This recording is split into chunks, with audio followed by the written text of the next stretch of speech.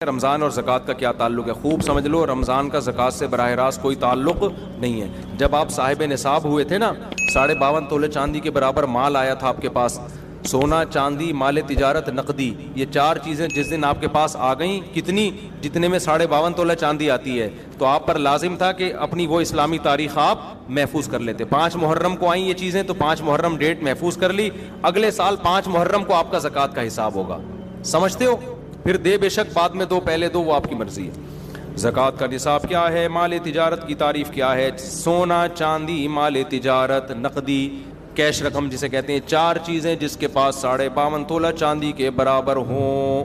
52.5 تولہ چاندی کے ریٹ کیا چل رہے ہیں مجھے نہیں معلوم، اوپر نیچے اتنے ہو رہے ہیں، شاید 90,000 1 لاکھ روپے تک چل رہے ہیں شاید۔ تو جس کے پاس اتنی مالیت کا سونا، چاندی، تجارتی مال یا نقدی ہو تو وہ صاحب نصاب بن جاتا ہے۔ اس پر لازم ہوتا ہے کہ وہ اسلامی تاریخ نوٹ کر لے۔ عام طور پر جب لڑکوں کی، لونڈے لپاڑوں کی تنخواہ لگتی ہے، پہلی تنخواہ 90,000 1 لاکھ آئی تو وہ صاحب نصاب بن گئے۔ لڑکیوں کی شادی ہوتی ہے، ان کو سونا ملتا ہے، تو جس دن ان کو سونا ملا ہے، ہینڈ اوور ہوا ہے، وہ تاریخ، وہ اسلامی تاریخ نوٹ کر لیں۔ سمجھ میں آ رہی ہے بات؟ پھر ہر سال اسی تاریخ کے حساب سے زکوٰۃ دیا کریں۔ مال تجارت کی تعریف کیا ہے؟ مال تجارت اس مال کو کہتے ہیں جو بیچنے کے لیے خریدا ہو اور اب تک بیچنے کی نیت باقی ہو۔ آپ کی دکان ہے، کرائے پہ دی ہوئی ہے، دکان پہ زکوٰۃ نہیں ہے، کیوں؟ کرائے پہ دی ہوئی ہے۔ آپ کی گاڑی ہے، کرائے پہ دی ہوئی ہے، زکوٰۃ نہیں ہے، کیوں؟ کرائے پہ دی ہوئی ہے۔ ہاں، گاڑی آپ نے خریدی ہے کہ بیچ دوں گا میں، خریدتے ہوئے بیچنے کی نیت تھی تو اس گاڑی پہ زکوٰۃ دینا واجب۔ ہاں، گاڑی آپ نے خریدی اپنے لیے، ارادہ ہوا کہ جب بیچنے کا موڈ ہوا تو بیچ دوں گا، یہ مال تجارت نہیں ہے، کیونکہ خریدی کس لیے؟ بیچنے کے لیے، ضروری استعمال کے لیے۔ اس طرح پلاٹ آپ نے خریدا کہ یار کنفیوز ہوں، دیکھیں گے فیوچر میں بناؤں یا بیچوں، سوچوں گا، زکوٰۃ نہیں ہے اس پر۔ ہاں، پلاٹ خریدا، نیت کیا ہے؟ بیچوں گا، اس پہ زکوٰۃ واجب ہے۔ سمجھتے ہو کہ نہیں سمجھتے ہو؟ زکوٰۃ کن لوگوں کو دی جا سکتی ہے؟ زکوٰۃ ان لوگوں کو دی جا سکتی ہے، اتنا کافی ہے۔ سمجھتے ہو؟ غریبوں، غریب ہونے کے لیے کیا ہے کہ 5 چیزیں، 4 چیزیں تو وہی جو زکوٰۃ والی ہیں، سونا، چاندی، مال تجارت اور کیش، اور 5ویں چیز ہے ضرورت سے زائد سامان۔ ایک آدمی کے پاس ضرورت سے زائد سامان ہے، ضرورت سے زائد سامان اس کو کہتے ہیں پورے سال استعمال ہی نہیں ہو رہا۔ گھر میں ڈنر سیٹ پڑا ہوا ہے، پورا سال استعمال نہیں ہوتا۔ پلاٹ پڑا ہوا ہے، نہ رینٹ پہ دیا ہوا ہے، نہ کھیتی باڑی کر رہا ہے، اور نہ خود رہتا ہے اس میں، تو وہ پراپرٹی بھی ضرورت سے زائد ہے، اس میں پورا سال گزرنا بھی ضروری نہیں ہے۔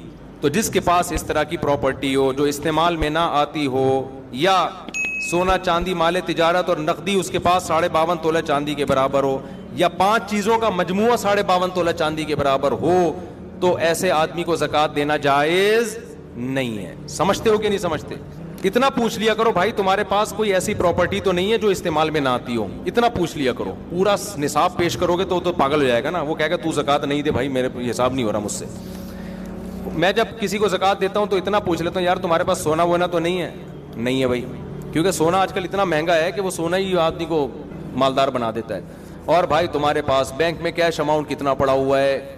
غریب کے پاس تو کیش اکاؤنٹ ہی نہیں ہوتا عام طور پہ، ہے 20-30 ہزار ہے تو وہ مستحق زکوٰۃ کا۔ کوئی پراپرٹی تو نہیں ہے گھر کے علاوہ، جس گھر میں رہتے ہو وہ تو ٹھیک ہے، ایسا تو نہیں کہ پلاٹ لے کے ڈالا وہ خالی پلاٹ پڑا ہوا ہو، تو ایسا اگر نہیں ہے تو عام طور پر ایسا آدمی زکوٰۃ کا مستحق ہوتا ہے۔ سمجھتے ہو کہ نہیں سمجھتے؟ کیوں؟ نہ پیسہ ہے، نہ کوئی سیونگ نہیں ہے، خلاصہ یہ نکلا سیونگ نہیں ہے اس کے پاس۔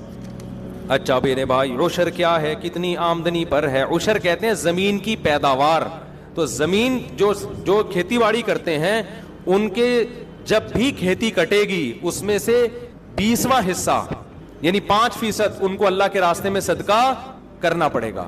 اور اگر وہ بارش کے پانی سے زمین سیراب ہوتی ہے، ٹیوب ویل یا نہر کا پانی نہیں ہے، بارش کا پانی ہے، تو پھر 10% اللہ کے راستے میں خرچ کرنا پڑے گا۔ اس میں سال کا نصاب ضروری نہیں ہے۔ ابے کیا ہو گیا تم لوگ ایسے مجھے دیکھ رہے ہیں جیسے کچھ بھی سمجھ میں نہیں آ رہا؟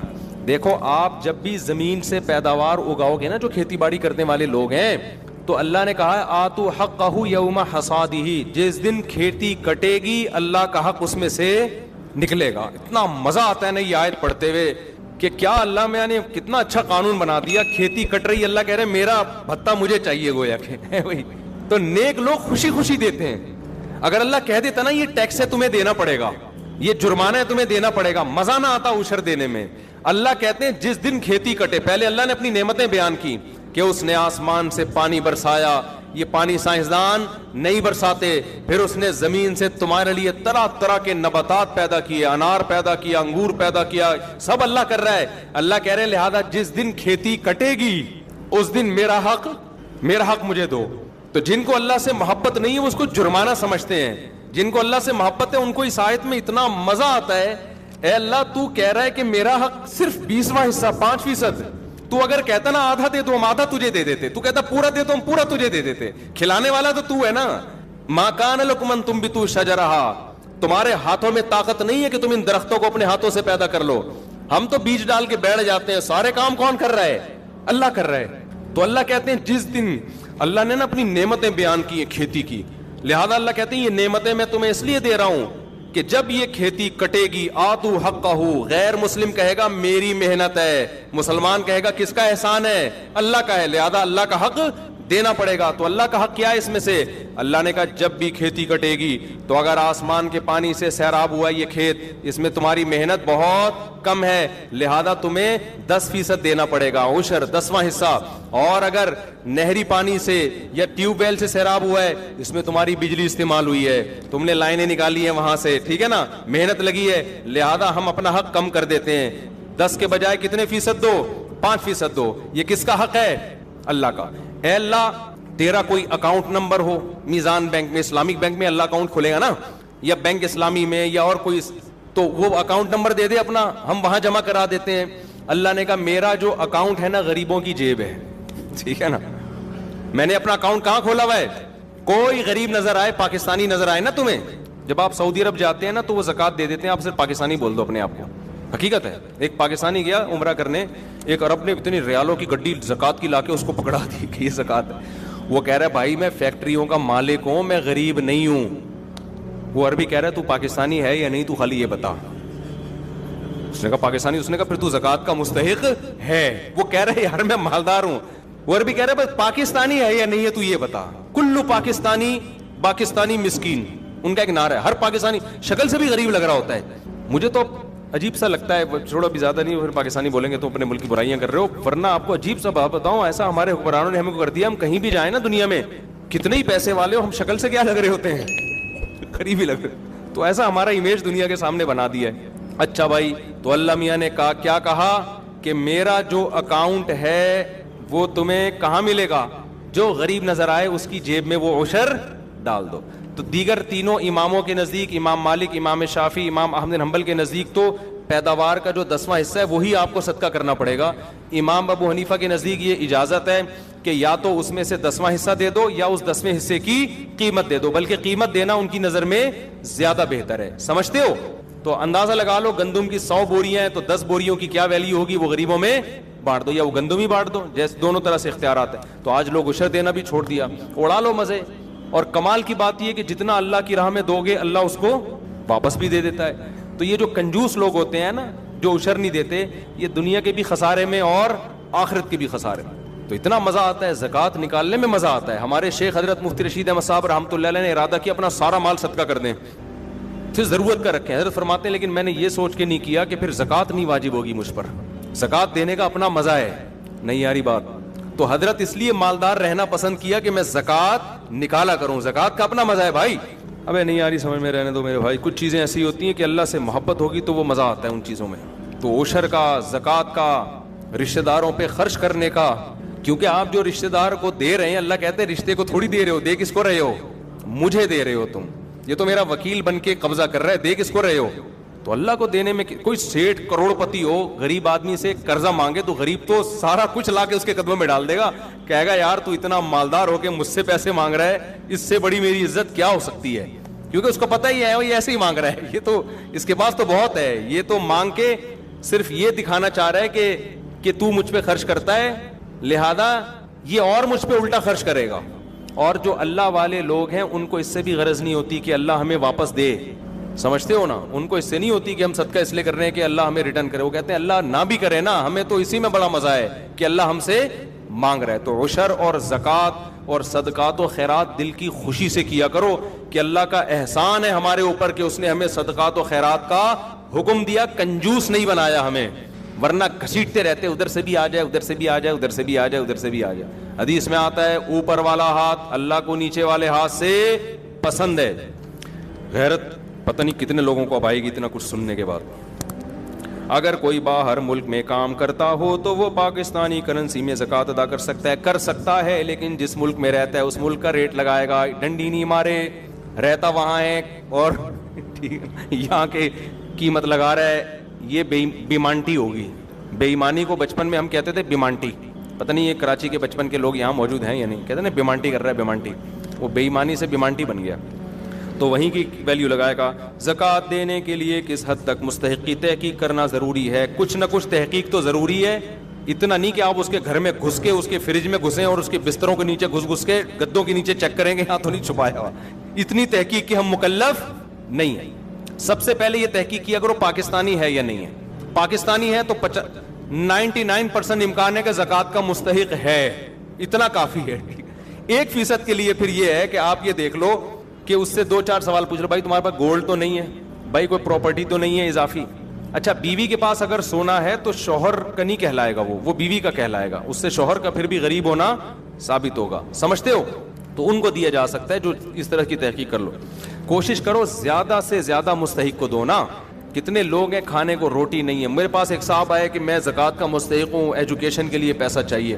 میں نے کہا ٹھیک ہے آپ مستحق ہیں, لیکن پہلے پیٹ بھرنا ضروری ہے, تعلیم اس کے بعد. بہت سے غریب ہیں جن کو کھانے کے روٹی نہیں ہے, تو کوشش کیا کرو نا. جو زیادہ بیمار ہیں, کینسر میں پڑے ہوئے ہیں, علاج کے پیسے نہیں ہیں, تو جان بچانے والوں کو پہلے فوکس کیا کرو. سمجھتے ہو؟ اچھا بھائی دینی مدارس کو بھی زکوٰۃ دینی چاہیے جو صحیح کام کر رہے ہیں. میرا ایک بیان ہوا روحانی عاملوں کے خلاف کہ روحانی عامل جو ہے نا دین کے نام پہ اور یہ وظیفوں کے نام پہ نوٹ چھاپتے ہیں. کسی نے نیچے لکھا کہ ایسے بھی تو بہت سے لوگ ہیں جنہوں نے خالی پلاٹوں پہ قبضہ کر کے مسجد بنا لی, مدرسہ بنا لیا, اور یتیم بچوں کے نام پہ چندہ کر کے کروڑوں روپے کے مالک بن گئے. ان کے خلاف کیوں بیان نہیں کرتے؟ تو جنہوں نے بھی کمنٹ کیا ان کی خدمت میں عرض ہے کہ ان کے خلاف بھی میں متعدد دفعہ بیان کر چکا ہوں, بلکہ لوگوں کو بتا چکا ہوں کہ پاکستان میں پیسہ کمانے کا, حرام کمانے کا ایک بہترین طریقہ زرداری کو خام میں بلا وجہ بدنام ہو گیا. تو بھائی تو ایک جگہ خریدتا, مسجد بناتا, پلاٹ بناتا اور دبا دب نوٹ چھاپتا. ایسا ہوتا ہے. اس پہ تو ہم 20 دفعہ بول چکے ہیں کہ صرف داڑھی ٹوپی دیکھ کر کبھی کسی پہ اعتماد مت کرو. ایسے لوگ ہیں پیسہ نہیں کما پاتے تھے, انہوں نے کیا کیا, کسی جگہ پہ چندہ کر کے جگہ خرید لی, 4 دیواری کھڑی کر دی, چند ادھار یتیم بچے لے لیے کسی سے کہ بھائی کسی سینٹر سے کہ 1 مہینے کے لیے آپ کے یتیم بچے مجھے ادھار چاہیے. یتیموں کے نام پہ بھی پیسہ ملتا ہے نا, ادھار چاہیے, جب پیسہ آ جائے گا تو یہ واپس کر دوں گا. کرائے پہ بھی ملتے ہیں یتیم بچے چندہ لینے کے لیے. تو آپ نے کیا کیا, چند یتیم بچے لکھ دیے, ان کے ہاتھ میں قرآن پکڑا دیا, وہ قرآن پڑھ رہے ہیں, ہل رہے ہیں, بڑا خوبصورت نورانی ماحول, لوگ آ کے دبا دب پیسہ پھینک رہے ہوتے ہیں. تو میں نہیں کہہ رہا کہ مدارس کے محتمم فراڈی ہوتے ہیں یا علماء معاذ اللہ 2 نمبر ہوتے ہیں یا مولوی 2 نمبر ہوتے ہیں. نہ 2 نمبر لوگ بھی مولویت کے لبادہ اوڑھ لیتے ہیں. 2 نمبر لوگ بھی مدرسے کے ناظم کا لیبل استعمال کر کے لوگوں سے پیسے بٹورتے ہیں. تو کہیں بھی کوئی مدرسہ ہو, آنکھ بند کر کے تعاون نہیں کرنا. آپ نے ریسرچ کرنی ہے, تحقیق کرنی ہے کہ واقعی یہ دین کی خدمت ہو رہی ہے, پیسہ صحیح جگہ استعمال ہو رہا ہے. ایسا تو نہیں کہ ناظم صاحب کے پیٹ میں جا رہا ہو. اور بڑے بڑے فراڈ ہوتے ہیں ہم نے خود دیکھے ہیں. ایک مسجد بنا لی, مسجدیں بک رہی ہوتی ہیں, سودے ہوتے ہیں مسجدوں کے, 1 کروڑ میں بکی, 2 کروڑ میں بکی. خریدنے والے کو پتا ہے 1 کروڑ لگاؤں گا, پھر مسجد کے نام پہ جو چندہ ہوگا نا یہ پیسے ریکور. یہ باقاعدہ بزنس ہو رہا ہے, اپنی آنکھوں سے دیکھا ہے ہم نے. تو اس لیے اب یہ تو نہیں کہ مدرسوں کے ساتھ تعاون ہی چھوڑ دیں. تعاون تو ہماری اور آپ کی ذمہ داری ہے. دینی مدارس کو تو ہم نے ہی چلانا ہے, لیکن طریقہ یہ ہے کہ آپ ایک دفعہ تحقیق کریں کہ ریلائبل مدرسہ ہے یا نہیں ہے, یہاں پیسہ صحیح استعمال ہوتا ہے کہ نہیں ہوتا. آنکھ بند کر کے کسی کے ساتھ تعاون نہیں کرنا. جو قابل اعتماد دینی ادارے ان کے ساتھ تعاون کریں. بنوری ٹاؤن ہے, جامعۃ الرشید ہے, دارالعلوم کرنگی ہے, بنوریا ہے, جامعہ اشرفیہ, یہ سارے بڑے بڑے اکابر, بڑے بڑے علماء ان مدارس کو چلا رہے ہیں, تو ان پہ تو پورا اعتماد. اسی طرح چھوٹے مدرسے بھی ہیں جن کے ساتھ تعاون کرنا چاہیے, لیکن پہلے ایک سروے کریں آپ جا کے کہ یہ پیسہ میرا صحیح استعمال ہو رہا ہے یا نہیں ہو رہا, ورنہ فراڈیوں کے ہاتھ چڑھ جاؤ گے آپ. بہت پیسہ اس میں, جو مذہب کے نام پہ جب حرام خوری ہوتی ہے نا تو پھر تھوڑا پیسہ نہیں آتا. اگر کسی نے زکوٰۃ ادا نہ کی ہو تو کیا پچھلے سالوں کی زکوٰۃ بھی ادا کرنی ہوگی؟ جی ہاں, ادا کرنی ہوگی بالکل. زکوٰۃ نہ دینے کی کیا وعید ہے؟ اللہ نے فرمایا جو سونا چاندی تم جمع کر کے رکھتے ہو زکوٰۃ نہیں دیتے، اسی کو پگھلا کے تمہاری پیشانیوں کو داغوں گا میں قیامت کے دن، اور کہوں گا ھذا ما کنزتم لانفسکم، یہ وہ خزانہ ہے جو تم نے اپنے لیے جمع کیا تھا۔ آپ کہہ سکتے ہو اللہ کرنسی کو کیسے جلائے گا؟ تو اللہ اس کو بھی جلا کے داغ سکتا ہے۔ تو جو مال جمع کر رہے ہو نا اور زکوٰۃ نہیں دے رہے، اسی کو اللہ جلا کے پیشانیوں کو داغے گا قیامت کے دن، اللہ اس عذاب سے بچائے۔ اچھا میرے بھائی، زکوٰۃ کا کانسیپٹ کیا ہے؟ اس کے پیچھے کیا فلسفہ ہے؟ زکوٰۃ کا کانسیپٹ یہ ہے کہ اللہ کہتا ہے کہ میں اپنے بندوں کو کھلاتا پلاتا ہوں، یہ تمہاری کمائی نہیں ہے، یہ میرا احسان ہے۔ تو جب میرا احسان ہے تو جو مجھ پر ایمان لائے گا تو وہ مجھے قرضہ دے گا، اور مجھے قرضہ دینے کا طریقہ ہے میری مخلوق پہ خرچ کر دو۔ تو جس کا اللہ پہ اللہ چیک کرتا ہے کہ یہ اوپر کے ایمان کے دعوے ہیں، سچی مچی کا مسلمان نہیں ہے، صحیح ہے نا؟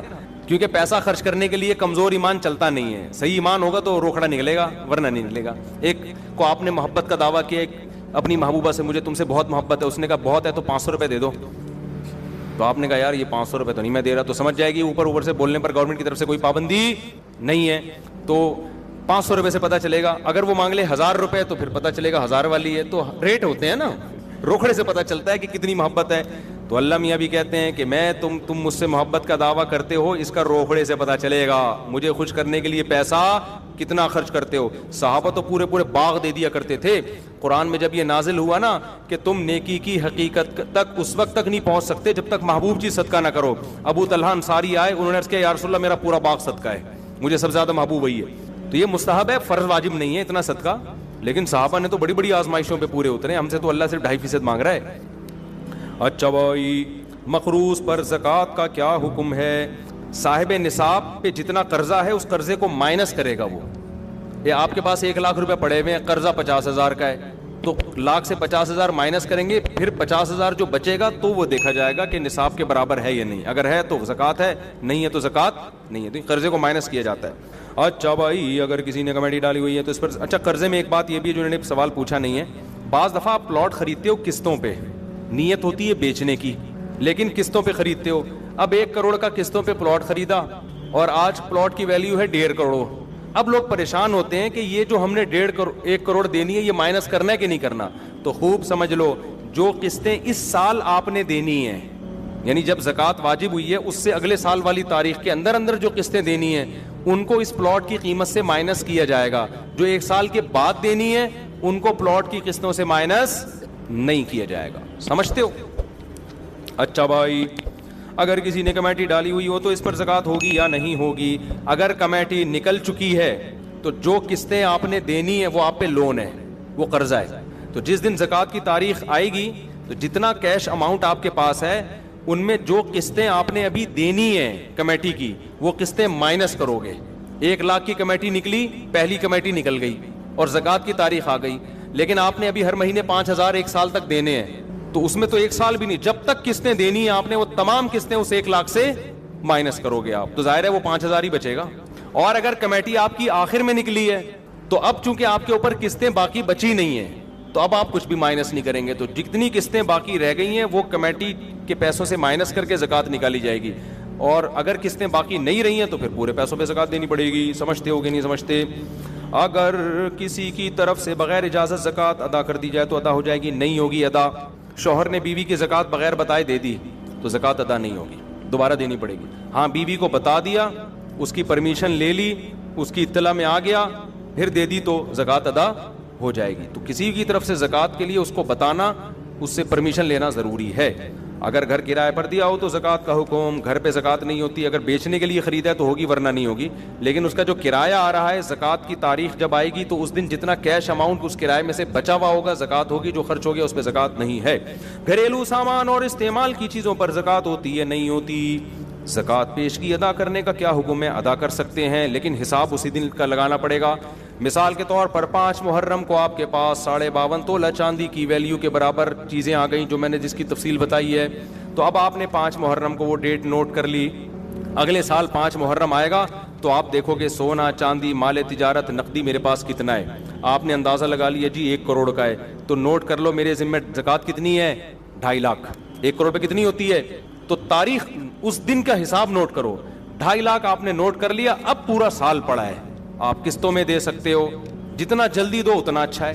بعض دفعہ دیر اس لیے کرتا ہے کہ بھائی کوئی مستحق نہیں مل رہا, ابھی پیٹرول تھوڑا اور مہنگا ہونے دو تو پھر ہر ایک کو دے سکتے ہیں, ہم بانٹ دیں گے. بعض دفعہ یہ ہوتا ہے, ٹھیک ہے نا, نہیں یاری بات میرا خیال ہے. تو اس نیت سے دیر بھی کی جا سکتی ہے تو لیکن حساب اسی دن کا کرنا پڑے گا. ایڈوانس میں بھی دی جا سکتی ہے. مثال کے طور پر 5 محرم کو آپ صاحب نصاب بنے, ابھی 2 محرم ہے, زکوٰۃ ابھی فرض نہیں ہوئی, اگلے سال کے 2 محرم, لیکن غریب مل گیا آپ, پیٹرول ایک دم 22 روپے مہنگا, اڑوس پڑوس میں جنازے اٹھنا شروع, ڈپریشن کی گولیاں مہنگی. اب آپ کو نظر آئے کہ یار یہ تو مر جائے گا اگر میں نے اس کو پیسے, پیٹرول کے پیسے نہ دیے. بائک اسٹارٹ کر رہا ہے, پیٹرول کے پیسے ہی نہیں ہیں, اوپر سے ڈاکو کھڑے ہوئے ہیں گن لے کے. یہی ہوتا ہے نا, ڈاکوؤں کے پاس پتہ نہیں کہاں سے پیسہ آ رہا ہے, بندوق کے پیسے بھی ہیں, گولیوں کے پیسے بھی ہیں, کھانے پینے کے پیسے بھی ہیں. خیر, تو آپ نے کیا کیا یار, 5 محرم تک تو آدھی پبلک مر چکی ہوگی, مجھے تو لگ رہا ہے واقعی مر چکی ہوگی اگلے 5 محرم سے پہلے جو حالات چل رہے ہیں. تو آپ نے کیا کیا, آپ نے لم سم اندازے سے زکوٰۃ نکال دی کہ حساب میں 5 محرم کو کروں گا, لیکن یہ غریب 5 محرم تک مر چکا ہوگا, لہذا یہ لے بھائی میری طرف سے یہ پیٹرول. وہ ایک ٹک ٹاکر آیا کرتا تھا, بڑے مزاحیہ کلپ بناتے, ایک دن اس کا کلپ سامنے آ گیا, بڑی ہنسی آئی. پیٹرول بہت مہنگا ہوا نا, تو کسی نے بتایا کہ اس کا کوئی دوست بائک لے کر آیا ہے, تو بائک لے کر آیا تو اس نے کہا کہ میں تجھے ایک ایسا گفٹ دوں گا تو یاد رکھے گا. تو لاکر کھولا, اس کے اندر ایک اور لاکر سے جا کے نا اتنا سا پیٹرول چھپا کے رکھا ہوا تھا, وہ رومال سے ایسے کر کے ٹپکایا ہے. اس نے سلیوٹ کیا اپنے بھائی کو, یار تیری عظمت کو سلام. تو پیٹرول یہ ہونے والا ہے, ابھی سے نا ڈھکنوں میں محفوظ رکھ لیں آپ لوگ, سونگنے کے لیے کم از کم ہمیں فیوچر میں پیٹرول مل جائے. تو آپ نے ایڈوانس میں زکوٰۃ دے دی تو ٹھیک ہے, لیکن آپ نوٹ کر لیں کتنی دے دی ہے. میں 5 محرم کو آپ اندازہ لگائیں کہ بنتی کتنی ہے, اگر وہ زکوٰۃ میں نہ نکالتا وہ بھی شامل کر کے اندازہ لگائیں. تو اگر زیادہ دے دی ہے تو غریبی ہو گئی, واپس نہیں لے سکتے کہ آپ جائیں یار میں نے وہ اصل میں ایکچولی بنتی تو 2.5 لاکھ تھی, میں نے غلطی سے 3 دے دی ہے, 50 واپس کر دو, واپس نہیں لے سکتے. اب آپ وہ 50 کیا ہو گئی, غریبی. اور اگر کم دی ہے تو جتنی کم ہے وہ نکال دو. سمجھتے ہو؟ اچھا, زکوٰۃ ایک ہی آدمی کو اتنی زیادہ دے دینا کہ وہ مالدار بن جائے, یہ ناپسندیدہ ہے. زکوٰۃ تو ادا ہو جائے گی, لیکن یہ کیا ہے, کیونکہ زکوٰۃ کا مقصد غریبوں کو مالدار بنانا نہیں ہے, غریب کی حاجت پوری کرنا ہے. ایک ہی آدمی کو اٹھا کے 1 کروڑ دے دی, وہ لینڈ کروزر میں گھوم رہا ہے اور ادھر بھوکے مر رہے ہیں لوگ, تو اتنی دو کہ اسٹیبل ہو جائے وہ. میری اکثر عادت ہوتی ہے, کوئی غریب ملتا ہے نا تو جو بالکل اسٹیبل نہ ہو, ڈسیبل قسم کے لوگ ہوتے ہیں, تو اتنی زکوٰۃ دے دو کہ وہ, بلکہ پیسے بھی نہ دو, رکشا خرید کے دے دو کہ یار تو کوئی روزگار کر, ریڑھی خرید کے دے دو. تو پہلی کوشش یہ کرنی چاہیے کہ لوگوں کو اپاہج بنانے کے بجائے زکوٰۃ کے پیسوں سے لوگوں کو روزگار دیا جائے, کوشش یہ کیا کریں. اچھا بھائی یہ ہو گیا. اور کوئی زکوٰۃ سے متعلق سوال ہو تو پوچھ لیں تاکہ یہ ٹاپک ختم ہو جائے. ہاں بہترین سوال, سمجھ گیا میں. دیکھو زکوٰۃ دیتے ہوئے نیت ضروری ہے, سامنے والے کو بتانا ضروری نہیں ہے کہ یہ زکوٰۃ ہے, بلکہ اس کو آپ ہدیہ اور گفٹ کے نام پہ دے دیں. سمجھتے ہو؟ یہ جی میری طرف سے آپ کو گفٹ ہے, دل میں نیت کریں کہ کیا دے رہا ہوں, زکوٰۃ, کیونکہ عزت دار آدمی کو اس سے اپنی توہین محسوس ہوتی ہے. اچھا, زکوٰۃ کن رشتہ داروں کو دی جا سکتی ہے؟ ابا کو, اماں کو نہیں دی جا سکتی, دادی دادا نانا نانی کو نہیں دی جا سکتی, بیٹا پوتا بیٹی پوتی نواسی نواسے ان کو زکوٰۃ نہیں دی جا سکتی. یعنی جن کی آپ اولاد ہو یا جو آپ کی اولادیں ہیں ان کو آپ زکوٰۃ نہیں دے سکتے. شوہر بیوی کو, بیوی شوہر کو زکوٰۃ نہیں دے سکتی. ان کے علاوہ جتنے بھی رشتے ہیں سب کو زکوٰۃ دے سکتے ہیں. بہن بھائیوں کو بھی دیا جا سکتا ہے, بھانجا بھتیجی کو بھی دیا جا سکتا ہے, ساس سسر کو بھی دی جا سکتی ہے, چچا ماموں کو بھی دی جا سکتی ہے, کزنوں کو بھی دی جا سکتی ہے, تمام رشتہ داروں کو دی جا سکتی ہے. ابا اماں, کیونکہ وجہ اس کی یہ کہ ان کی تو ویسی آپ کے ذمہ ہے نا کفالت. اچھا, زکوٰۃ ملازمین کی تنخواہوں میں نہیں دی جا سکتی. آپ کے ملازم کی تنخواہ 1 لاکھ بنتی تھی, آپ نے کہا زکوٰۃ کا مستحق چلو اس دفعہ یہی پہنا دو, ایسا نہیں ہو سکتا. زکوٰۃ آپ کو الگ سے دینی پڑے گی. زکوٰۃ کسی کی اجرت میں نہیں دی جا سکتی, اور زکوٰۃ میں غریب کو مالک بنانا یا اس کے نمائندے کو مالک کو ہینڈ اوور کرنا ضروری ہے. جیسے آپ نے کسی کے علاج پہ زکوٰۃ خرچ کرنی ہے نا, تو اب شریعت کہتی ہے اس مریض کو مالک بناؤ. اگر وہ مریض بے ہوش ہے, نہ قومے میں گیا ہوا ہے, اس کا دماغ ہی کام نہیں کر رہا, تو اس کا جو بھی متولی ہے, باپ ہے جیسے, تو اس کو بھی مالک بنا دیں گے تو ہو جائے گی. لیکن اگر وہ ہوش و حواس میں ہے, دماغ کام کر رہا ہے, تو اس کو ہینڈ اوور کرنا پڑے گا, پھر وہ دوائیں خریدے. اب یہ کام مشکل ہوتا ہے, تو اس کا طریقہ یہ ہوتا ہے کہ اس مسکین سے, غریب سے, جو بھی پیشنٹ ہے اس سے یہ اجازت لے لی جائے کہ بھائی آپ اپنا کسی کو اس ہسپتال کو نمائندہ بنا دو, وکیل بنا دو, ہم آپ کو جو پیسے دیں گے تو آپ کی اجازت سے اس ہاسپٹل کو دیں گے ہم. تو جب ہاسپٹل کو ہینڈ اوور کرو گے تو وکیل کا قبضہ موکل ہی کا قبضہ کہلاتا ہے. نہیں یاری بات. بھائی میں نے ایک بندہ بھیجا نا کہ یار تو نے میرا قرضہ دینا ہے تو اس کو دے دے, تو جیسے ہی اس کو دے گا تو قرضہ ہو گیا نا ادا, کیونکہ میرا وکیل ہے تو وکیل کا قبضہ موکل کا قبضہ ہوتا ہے. وکیل بنتا ہے پرمیشن سے, خود بخود آپ کسی کو وکیل نہیں بنا سکتے. تو ہسپتال, بعض ہسپتال یہ کرتے ہیں پیشنٹ سے پہلے لکھوا لیتے ہیں کہ آپ ہمیں اجازت دے دیں کہ ہم آپ کی طرف سے زکاتوں پہ قبضہ کریں, تو یہ بھی ٹھیک ہے. ورنہ پیشنٹ کو آپ کہتے ہیں کہ بھائی میں تم یہ نہیں بتائیں کہ میں زکات دینا چاہتا ہوں, اسے کہیں بھائی میں تمہارے ساتھ کچھ تعاون کرنا چاہتا ہوں, تو میں جو تمہیں پیسے دینا چاہتا ہوں تم مجھے اجازت دو, میں کس کو دے دوں؟ ہاسپٹل کی انتظامیہ کو دے دوں. وہ اجازت دے دے گا تو پھر آپ زکات دے دیں, کیونکہ پھر اسپتال کا قبضہ کس کا قبضہ ہوگا؟ پھر وہ مریضی کا قبضہ سمجھا جائے گا. تو اس طرح وکالت کے ذریعے تو ہو سکتا ہے, بغیر وکالت کے ڈائریکٹ دے دیں گے, یا تعمیر میں لگا دیا, تعمیروں پہ زکاتیں نہیں لگتی, سمجھ رہے ہو, کنسٹرکشن کے کام پہ زکات نہیں خرچ ہوتی, مسجدوں کی تعمیر نہیں ہو سکتی, مدرسوں کی تعمیر نہیں ہو سکتی, مالک بنانا ضروری ہے, تنخواہوں میں زکات نہیں جا سکتی. کسی غریب بچی کی شادی کرانی ہے, لوگ کہتے ہیں زکات, تو بھائی اس کو آپ وہاں بھی یہی ہے, اس بچی کو ہینڈ اوور کرو, پیسہ ہینڈ اوور نہیں کر سکتے, اس بچی سے پرمیشن لو کہ ہم آپ کی پرمیشن سے کھانا وانا کھلا. اول تو بارات کے کھانے اسلام میں ہے نہیں, لیکن مجبوری ہے تو ان کو بتا دو بھائی میں سارا خرچہ آپ کی طرف سے اٹھاؤں گا, تو اٹھاؤں گا نہیں, آپ کا وکیل کون ہے اس کو میں قبضے میں دوں گا. خود آپ وکیل نہیں بن سکتے, جو دینے والا ہے وہ خود وکیل نہیں بن سکتا. آپ کہ ابا کو وکیل بنا دو, جتنا پیسہ اس شادی پہ ہوگا میں آپ کو دینا چاہتا ہوں تو آپ اجازت دے دو آپ کے ابا کو دے دوں, تو ابا کو دے دیں, وہ پھر جو مرضی کرتے رہیں اس سے بچی کی اجازت سے. تو یہ سارے طریقے ہیں زکوٰۃ کے. اور کوئی کسی نے سوال پوچھنا ہو؟ جی. سید کو زکوٰۃ نہیں دے سکتے, اس کو ویسے صدقہ خیرات کے ساتھ اس کے ساتھ مدد کریں. سید کہتے ہیں جس کے ابا سید ہوں, اماں سید ہونے سے بچہ سید نہیں ہوتا. اسلام میں نسب کہاں سے چلتا ہے؟ جیسے ابا زرداری ہوں تو بیٹا کیا ہوگا؟ زرداری ہوگا, صحیح ہے نا. ابا سید ہوں تو بیٹا کیا ہوگا؟ بڑی گہری بات ہے. تو اسلام میں نسب کہاں سے چلتا ہے؟ ابا سے, کیونکہ ہم لوگ کے ابا ہوتے ہیں. بہت سو کے ابا سے چلتا نہیں ہے کیونکہ ان کے ابا نہیں ہوتے. بہت سو کے قوم ہیں جن کے ابا ہی مارکیٹ سے کیا ہو گئے؟ شارٹ ہو گئے. ہمارے یہاں پیٹرول شارٹ ہو رہا ہے, چینی شارٹ ہو جاتی ہے, شوگر ہے, ہمارے ابا شارٹ نہیں ہوئے. ان ملکوں میں کبھی چینی شارٹ نہیں ہوئی, کبھی پیٹرول شارٹ نہیں ہوا, لیکن شارٹ ہوئی تو ایسی چیز ہوئی کہ اللہ کی پناہ یار, ابا ہی شارٹ ہو گئے. کسی کے ہاں ابا ہوتے ہیں, بھائی آپ تو باہر سے آئے نا, ویڈیو میں نہیں آئیں گے آپ, ڈرے نہیں, یہ تو یورپ سے آئے ہیں. ایسا ہوتا ہے نا کہ ان لوگ کیا کسی کے ابا ہوتے ہیں, کسی کے نہیں ہوتے. تو ابھی تو بی بی سی کی رپورٹ ہے, اس میں رپورٹ آئی ہوئی تھی وہی ان مغربی کنٹریز کے بارے میں کہ ابا کا ریشو ختم ہوتا جا رہا ہے. ایسے بچے بہت سارے ہو گئے جن کے ابا ہی نہیں ہیں. ہمارے ایک دوست ہیں بچپن کے, وہ شکار پہ جایا کرتے تھے, بس یہ بتا کے بیان ختم کر رہا ہوں. شکار پہ جاتے تھے تو اپنے والد کو کہتے تھے ابا جی, دادا کو کہتے تھے ابا جی. تو جیسے ہی کوئی شکار نظر آتا کہتے تھے ابا جی ٹھا کرو, یعنی بچہ تھا نا وہ, میرا دوست تھا, بچپن کی بات بتا رہا ہوں. تو اتنی اسپیڈ سے بولتے ابا ہی ٹھا, ابا جی کو بولتے تھے ابا ہی ٹھا. تو اس بچے کا نام پڑ گیا ابا ہی ٹھا, وہ ابا ہی ٹھا آ رہا ہے. ابھی بھی لوگ تھوڑا سا چھیڑتے ہیں, بھائی یار یہ وہی نہیں ہے جس کو ابا ہی ٹھا, ابا ہی ٹھا, ابا ہی ٹھا. تو ابا ہی ٹھا کا مطلب ایسا لگ رہا ہے جیسے ابا ہی کو ٹھا کر دیا آپ نے.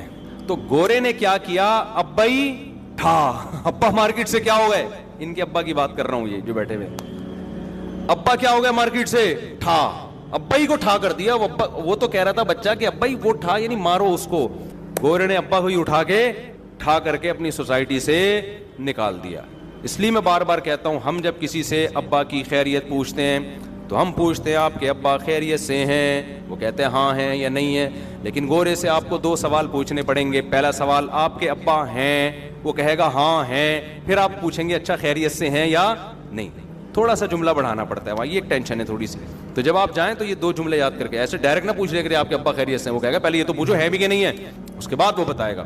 خیر یہ کہاں سے کہاں بات چلی گئی. تو زکوٰۃ کے مسائل تھے, ٹھیک ہے نا. ابا سید ہو تو بیٹا کیا ہوگا؟ سید, اس کو زکوٰۃ نہیں.